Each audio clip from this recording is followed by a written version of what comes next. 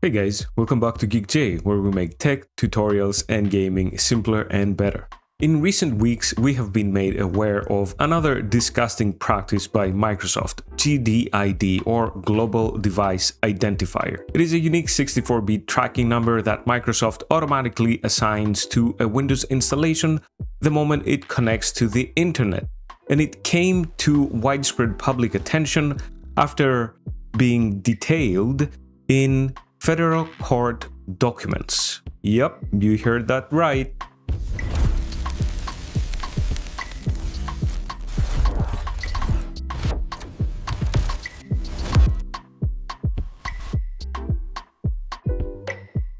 The filing describes GDID as a persistent device-level identifier for a Windows installation, including physical devices and virtual machines. In that case, Microsoft Records connected the identifier to web activity, timestamps, and IP address evidence. So even if you're using a VPN, the operating system underneath it can still identify itself to Microsoft. Your VPN can hide your public IP address from many of the sites you visit, but it cannot magically stop Windows from sending a device identity through Microsoft services. There is no built-in Windows toggle or setting to disable or turn off GDID data collection. It operates at the system layer rather than the network layer. So law enforcement agencies can and have utilized Microsoft records tied to GDIDs to trace specific physical or virtual machines, even when individuals used VPNs. Stick around because there is now an open source tool that can block a known path Windows uses to mint a new one. There is a trade-off though, and you need to know it before touching anything.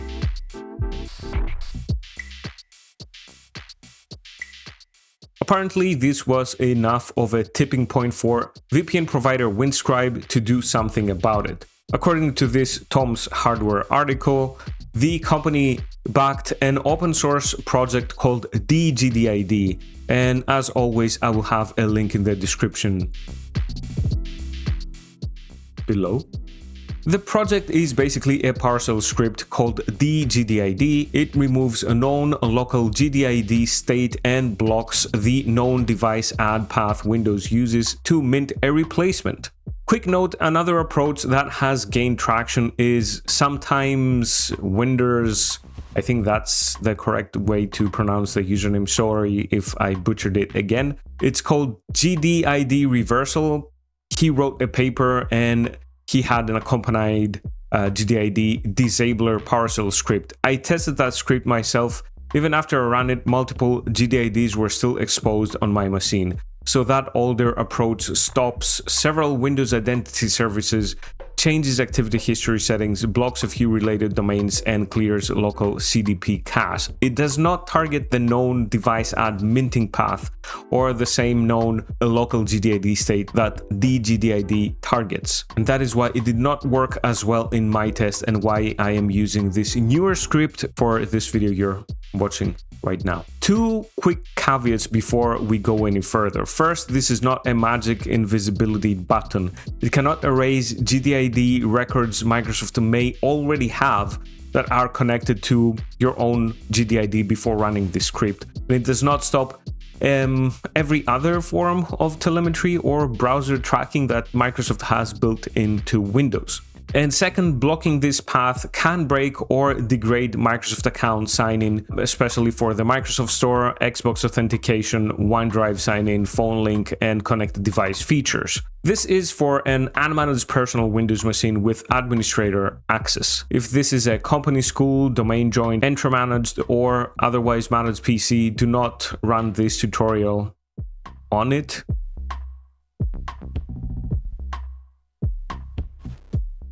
But yeah, in general, we can all see in the comments of this article that, the comment section basically understood the assignment. One user mentions cost of breaking some Microsoft cloud services.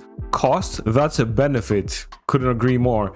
And, another one that really made me chuckle. The user said, I read that and went, don't threaten me with a good time. Making more difficult for Microsoft to store your data is always a bonus. I mean, I get it. Some of you might see less Microsoft integration as a feature, not a bug. Just make that call with your eyes open, especially if you use OneDrive. Microsoft Store, Xbox might, kind of suffer. I haven't had any issues yet, especially with some Xbox games I have been playing. But anyway, if you are, using your Microsoft account every day or, every other day to do some actual work on your personal computer, then I wouldn't recommend, running this script. Now, for the meat and potatoes of this video, let us actually open the GitHub project.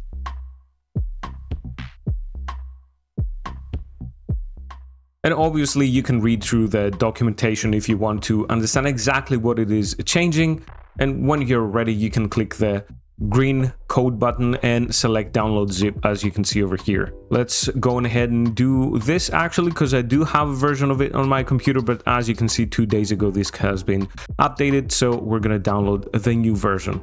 Just to distinguish between the versions, I like to put the download date before the name, and that really helps me if the version itself doesn't provide any kind of, versioning number system. Once the download finishes, extract the zip into its own folder directly on your C drive. I'm basically creating a deGDID folder directly on my C drive, and it makes it super easy then to run it through PowerShell, but any simple location works, whatever works better for you. But yeah, to make it super simple, I just right click over here in my C drive, go to new, create the folder, and then do D and GDID, and the folder is created. I'm gonna just open up this folder over here, and then I'm just gonna double click this newer version, and I'm gonna open this subfolder, and then I'm gonna grab all of the contents and just drag and drop them into the newly created folder under a C drive.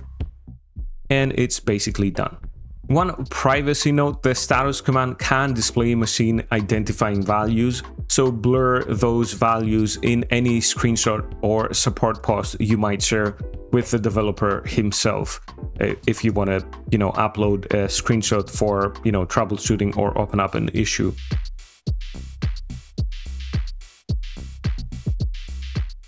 Next, we need to open up an elevated PowerShell window. So we're gonna search for PowerShell. You can do it however you like. I'm gonna type in PowerShell over here, and I can right click on it and then run as administrator. And as you can see on the left side of my screen, I have PowerShell open and it is running as administrator, as you can see on the top left over here. And the first thing I need to do is navigate to C drive. So I'm going to do CD and then type in 2 dots and press enter and do that again. So we're now in C drive, and then we can do CD and then type in our folder over here. So I can do GDID, and this is the folder's name I have created. So now we have some of the commands over here in the README file. So if we open up the README file, I'm gonna keep it open here on the right side. And the first thing we need to do is check our current status. Copy this status command over here, and then I'm gonna paste it in here and then press enter. Just give it some time, and it's gonna provide you with the result. As you can see over here, I will have those blurred out, obviously for privacy reasons. Now this is read only. It tells you whether the script sees active GDIDs and the state, and whether the machine meets the tool's requirements. And as you can see, the verdict says real GDID present. It has 6 IDs, as you can see over here. Windows has identifiers it can use or send, and recommended action is this one.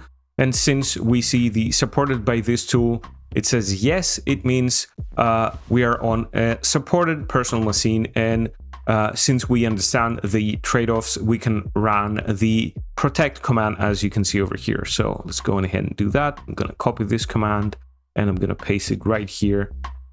and we're going to press enter, and this will take some time, so don't get very excited, you know, and try to cancel this. Just give it some time and it will eventually complete.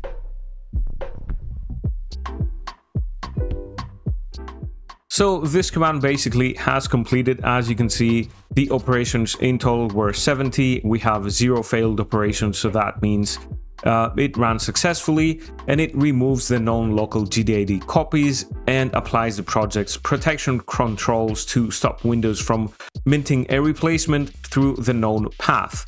To see if this actually worked, we are going to run the status check again. So we're gonna run the same exact command as we did before. So go over here, paste it in, press enter, give it a few seconds, and as you can see, we are now protected. Verdict: protected, no real GDID found, and device add is blocked. No action is required. Rerun status after major Windows or firewall changes. So basically what the tool says is, if there is a big Windows update or a firewall change you do manually by yourself, this might, you know, trigger Windows to kind of go on ahead and undo some of the stuff this tool does and basically get a new GDID from Microsoft servers. So if you run the status and it says you're not protected or something has gone awry, you just run the protect command once again and then the status command, and if everything is okay, then you're good to go. The project documents protected no real GDID as the complete protected result. And this is exactly what we got in my machine as well over here.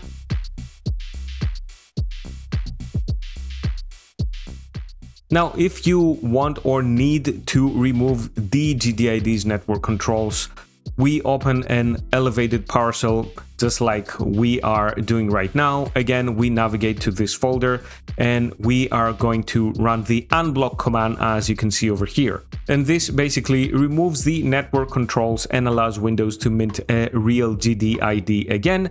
And it is reversible, of course, but Windows can resume the behavior we're trying to block here. And I'm guessing if you are in need of, you know, using some kind of cloud service and you're having trouble because of the deGDID, you know, script we run over here, then you can just do the unblock, do the work you need to do, and then if you want to be protected again, you can again run the protect command and then run another status command just to make sure this actually worked.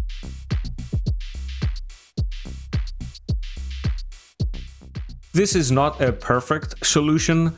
It cannot erase past records. It does not eliminate every other tracking channel, and it may be too disruptive if you rely heavily on Microsoft's cloud ecosystem. But the fact that the third-party open source PowerShell project is needed at all because Windows does not provide a simple GDID off switch is exactly why this conversation matters. If you value your privacy and this helped you understand the GDID trade-off, smash that like button, subscribe, hit that bell so you never miss a GeekJ video. If you want to take it further, consider joining the GeekJ squad for early access, exclusive perks, shoutouts, or drop a super thanks if you're feeling generous, of course. Massive shoutout to my channel architects, Paris SDR and Kostas Dari. You guys are and forever remain legends.